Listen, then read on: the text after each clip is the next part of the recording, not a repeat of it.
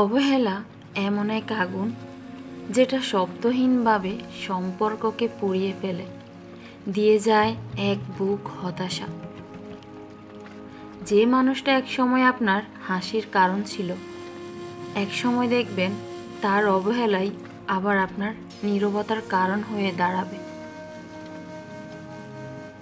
সত্যিকারের ভালোবাসাও যদি হয় একতরফা, তাহলে অবহেলা হয়ে দাঁড়ায় তার নিত্যদিনের সঙ্গী। প্রাণপণে চেষ্টা করেছিলাম গুরুত্ব পেতে, কিন্তু শেষমেশ অবহেলার তালিকায় নিজের নামটাই খুঁজে পেলাম। আমি কখনোই অবহেলায় অভ্যস্ত নই, ছিলামও না। তাই যেখানেই দেখতে পাই অবহেলা, সেখান থেকেই সরে যাই। যে মানুষটার একটুখানি মনোযোগের জন্য প্রতিদিন নিজেকে ভেঙে গড়েছি, সেই আমাকে তার অপশন বানিয়ে রেখেছে। সত্যিকারের ভালোবাসা বুঝি এমনই হয়। প্রিয়জনের অবহেলা এমন এক যন্ত্রণা যা চিৎকার করেও বোঝানো যায় না, আর চুপ থেকেও সহ্য করা যায় না।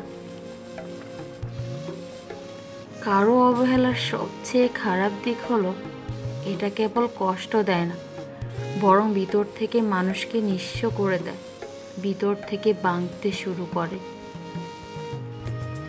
অবহেলা করার পর মানুষটা ঠিকই চলে যায়, কিন্তু অবহেলাটা রেখে যায় একটা দীর্ঘ শূন্যতা, যেটা কখনো পূর্ণ করা যায় না।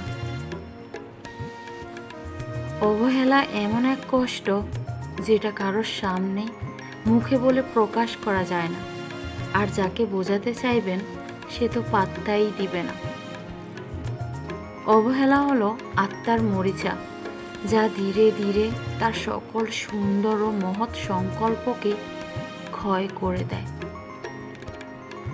আমাদের প্রয়োজন করুণা ও সাহস, যাতে আমরা সেই সমস্ত অবস্থাকে বদলে ফেলতে পারি যা আমাদের কষ্ট বাড়ায়, যেমন অজ্ঞতা, তিক্ততা, অবহেলা, আসক্তি এবং অতিরিক্ত নির্ভরতা।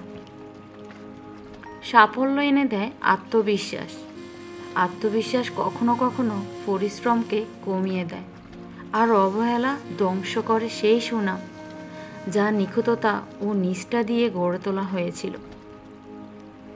যেদিন বুঝতে পারবে আমি চুপ হয়ে গেছি, সেই দিন জেনে নিও তোমার দেওয়া অবহেলার ছুরিটা অনেক গভীরে বিঁধেছে। যদি আমরা ভবিষ্যতে দুর্ভিক্ষ প্রতিরোধে ব্যর্থ হই, তবে সেটি হবে নিছক অপরাধমূলক অবহেলা।